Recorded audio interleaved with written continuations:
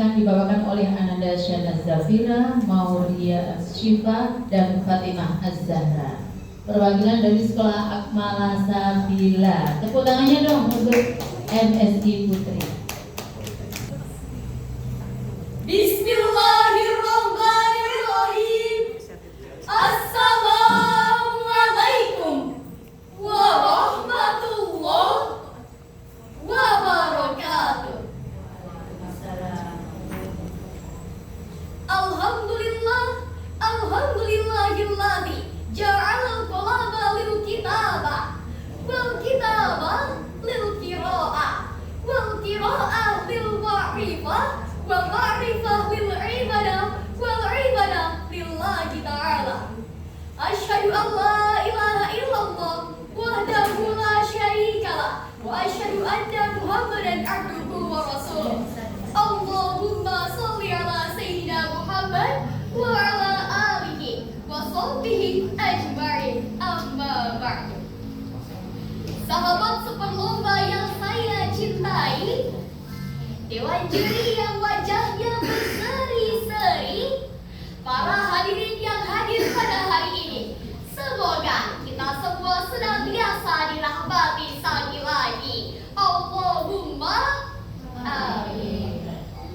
Wahai pecinta Al-Quran yang dirahmati Allah Subhanahu wa Ta'ala, Albert Einstein, seorang ilmuwan terbesar pada abad ke-20, menyatakan, religion without science is lame, and science without religion is blind. Agama tanpa ilmu adalah pincang, dan ilmu tanpa agama adalah buta. Kalimat ini menunjukkan bahwa agama tidak hanya mendorong studi ilmiah, tapi juga menjadikan riset ilmiah yang kondusif dan tepat guna, karena didukung oleh kebenaran yang diungkapkan melalui agama. Alasannya adalah karena agama merupakan sumber tunggal yang menjadikan jawaban pasti dan akurat. Selain daripada itu, kalimat ini juga menunjukkan bahwa ilmu pengetahuan tanpa adanya panduan agama tidak akan berjalan dengan benar, tapi justru membuang banyak waktu dalam mencapai hasil tertentu. Atau lebih buruk lagi, seringkali tidak memperoleh bukti yang meyakinkan. Ketika Nabi sampai di Madinah, ia membuat sebuah peradaban baru yang kemudian memunculkan pengertian bahwa Islam adalah sistem kepercayaan yang sistemik, tidak hanya berdimensi teologikal, ritual, dan mistikal, tetapi juga berdimensi moral dan intelektual. Secara terminologi, Islam adalah agama yang disampaikan oleh Allah Subhanahu wa Ta'ala kepada Nabi Muhammad SAW melalui wasilah malaikat Jibril alaihissalam agar disyiarkan kepada seluruh makhluk di dunia ini. Dan karena Islam merupakan ajaran yang ilmiah, maka Islam memiliki panduan yang sempurna, yakni Al-Quran.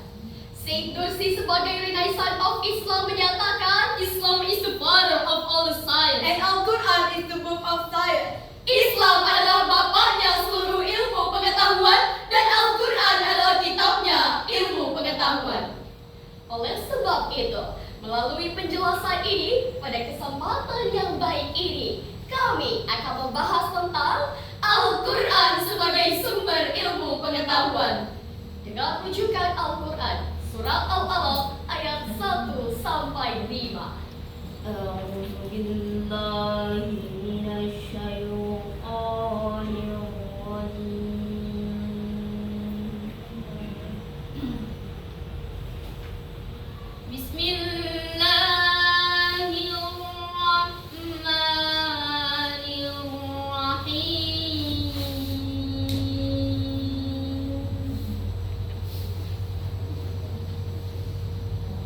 Iqra bismi rabbikal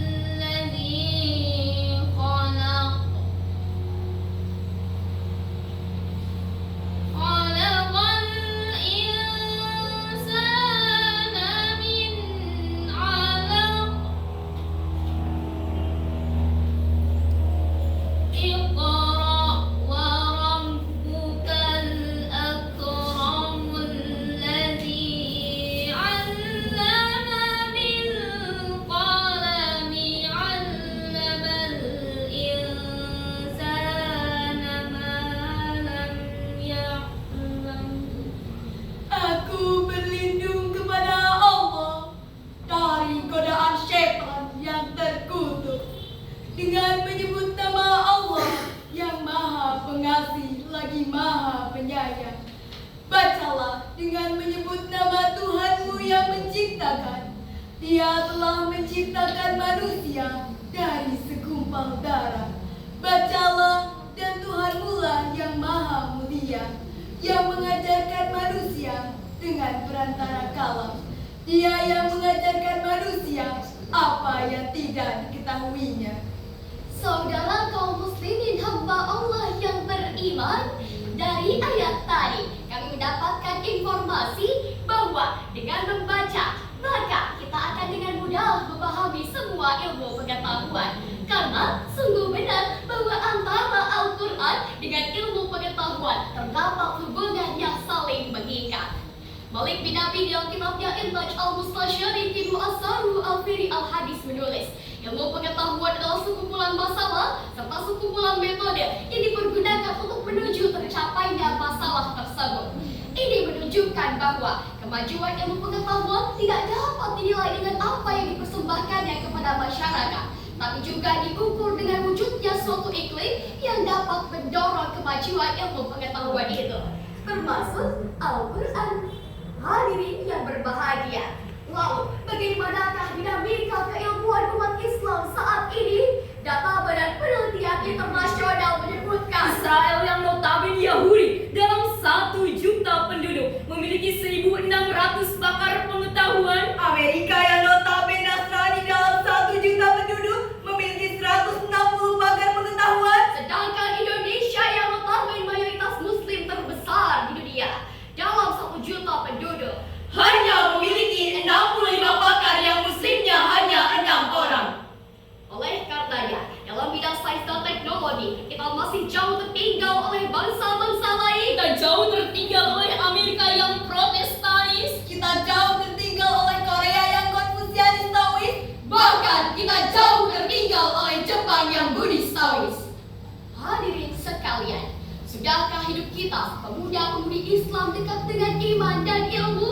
Masa muda merupakan masa yang penuh dengan harapan, penuh dengan cita-cita, dan penuh dengan segala romantika kehidupan yang sangat indah. Keindahan masa muda dihiasi dengan bentuk fisik yang masih kuat, Berjalan masih cepat, Pendengaran masih akurat, pikiran masih cermat, kulit wajah indah mengkilat. walaupun dihiasi jerawat. tetapi tidak gawat karena masih banyak obat di toko-toko terdekat. Oleh karena itu, pantas bila para pemuda dan remaja merupakan salah satu penentu maju dan mundurnya suatu negara. Sebab terbukti sejak dahulu kala hingga saat ini dan pada masa yang akan datang, sesuai dengan fitrahnya, pemuda dan remaja merupakan tulang punggung suatu negara, penerus estafet perjuangan terhadap bangsanya. Sebagaimana Syekh Mustafa Al-Ghulayani, seorang pujangga Mesir, berkata, Inna fi yadi syubban amrul ummah wa fi aqdamiha hayatuha. Sesungguhnya pada tangan-tangan pemuda lah terdapat kehidupan umat, dan pada kaki-kaki mereka lah terdapat urusan umat. oleh sebab itu, kami sebagai remaja dan pemuda selaku generasi penerus bangsa, Mari kita sing-singkan lengan baju, Kencangkan ikat pinggang, langkahkan kaki untuk bekerja dan beramal demi kemajuan bangsa yang kita cintai. Dr. Muhammad Sulaiman Al-Asqari menjelaskan, setidaknya ada 5 olah yang harus kita kerjakan, yakni olah rasa agar iman melekat, olah rasio agar ilmu meningkat, olahraga agar badan sehat, olah usaha agar ekonomi kuat, dan olah kinerja agar produktivitas meningkat. Hadirin, jika 5 potensi ini melekat pada remaja dan pemuda saat ini, insya Allah mereka dapat melanjutkan estafet perjuangan untuk meraih prestasi gemilang untuk yang akan datang. Sejarah tersebut mengajarkan kepada kita semua selaku remaja dan pemuda saat ini dan yang akan datang agar memiliki semangat juang yang tinggi serta tanggung jawab yang penuh terhadap kelangsungan nusa bangsa dan agama yang kita anut saat ini. Sebab subhanul yaum rijalun qad. the young today is the leader tomorrow. pemuda hari ini adalah jagoannya pemimpin yang akan datang. Hadirin sekalian, jika informasi tadi dapat kita implementasikan dalam kehidupan sehari-hari, kami yakin dan seyakin-yakinnya Indonesia akan menjadi negara yang baldatun thayyibatun warabun ghafur. sebagai harapan kita bersama. Dan sebagaimana Allah berfirman dalam Quran surat Al-Maidah ayat 9.